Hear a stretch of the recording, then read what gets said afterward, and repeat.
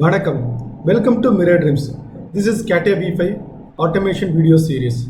In this series, we are learning how to automate CATIA V5 using macro concept. Hope you guys watch my videos.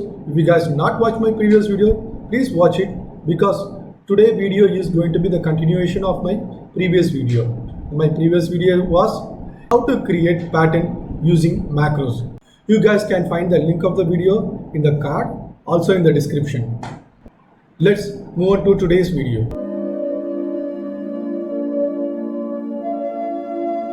In my previous video, I have shown you how to create pattern using macro.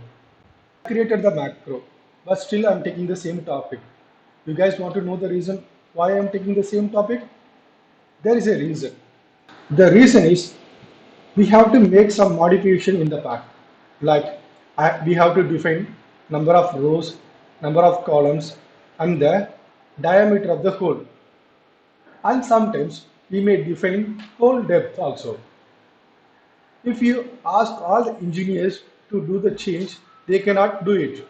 So it is always the responsibility of the engineer who creates a macro to consider this point in their mind and create some user interface so that the end user or the end engineer can directly enter the value to the tool.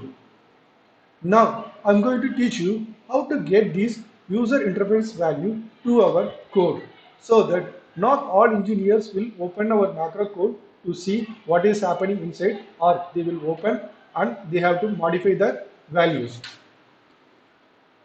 The four main values what I'm going to consider are, as I mentioned earlier, it's going to be hole, dia, number of rows, number of columns. Then if you guys want to change the hole depth, then I'm going to say that also in this video.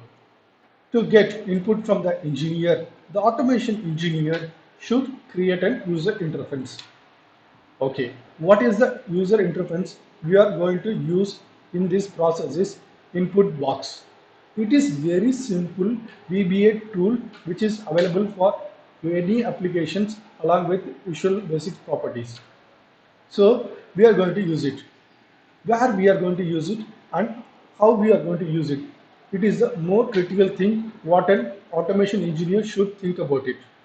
Now let me show you guys where I'm going to use this input box code so that automation engineer can easily get the value from the design engineer. Now let's move to VBS screen and do the edition. I'm moving to VBS screen.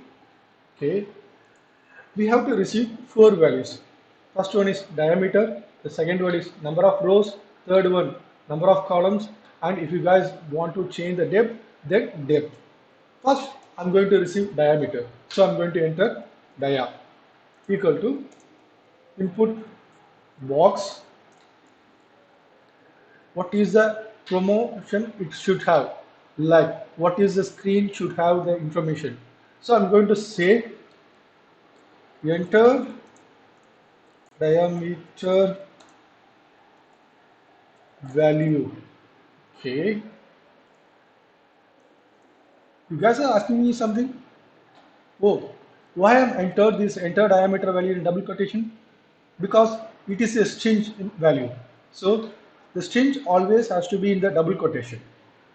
Is it clear for you guys now? Okay, now I'm going to give title. I'm going to give the simple value, so I'm going to say diameter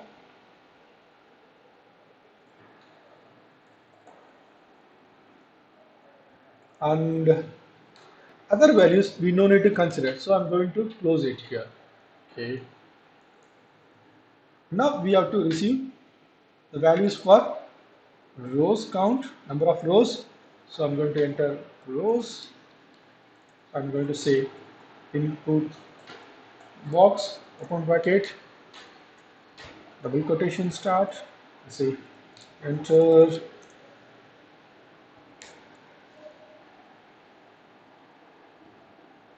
enter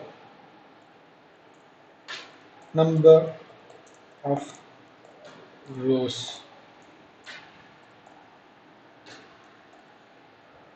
I'm going to give the heading as rows. What? Oh, I missed the double quotation. Yes, you are correct.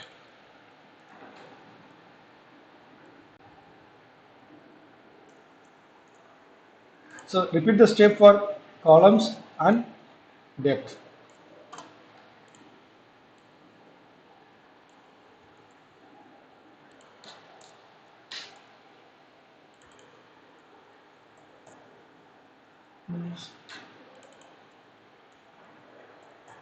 I just copied because it's going to be the same.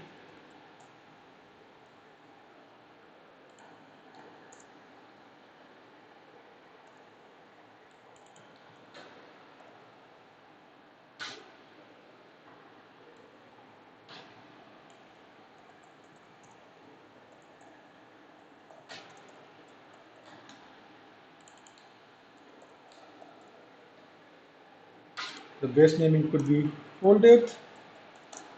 Okay. You can see a red point, which is nothing but the breakpoint. So we can easily create this breakpoint by simply clicking outside here. Single time click, it appears or disappears. So now I'm going to press, it appears.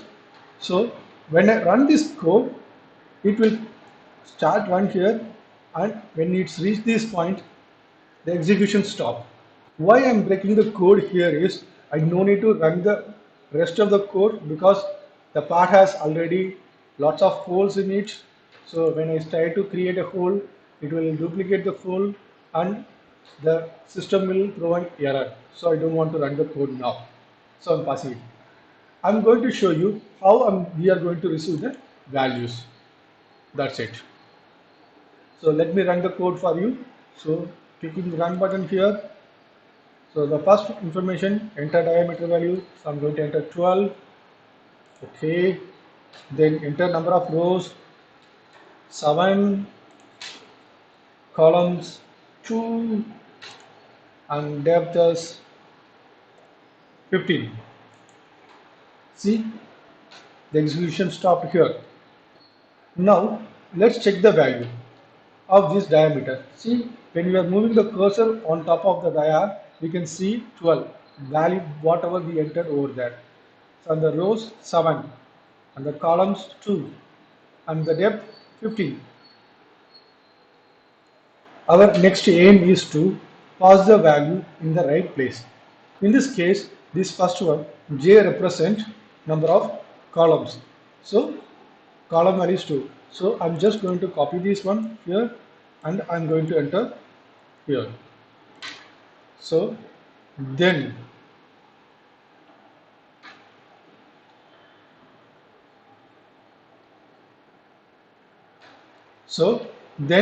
number of rows I'm copying it and I'm going to enter here.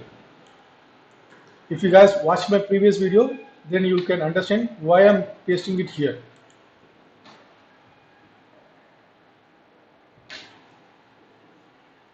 Then we have to enter the hole diameter value.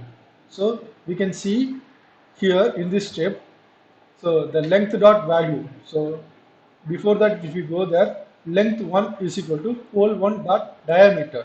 So this is nothing but the diameter value. So I'm going to enter our diameter here.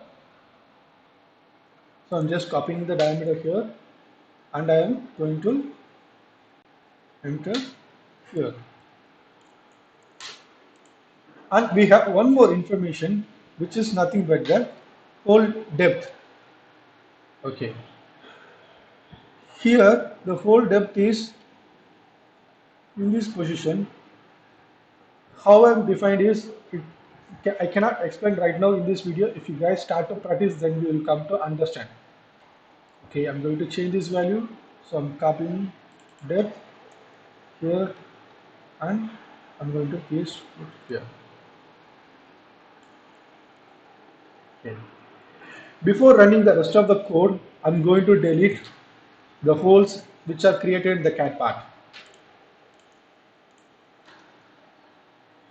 because it will look good when we don't have these holes. The part is blank, So I'm going to run the balance code. Okay, it's done. Let's come to the part. Okay, we are not able to see the complete code because we give the depth as 15. So let's measure it.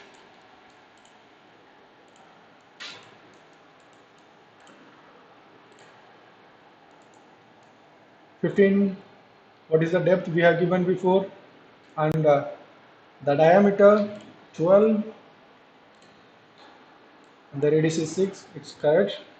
Then what we give? Number of rows are 7. Yes.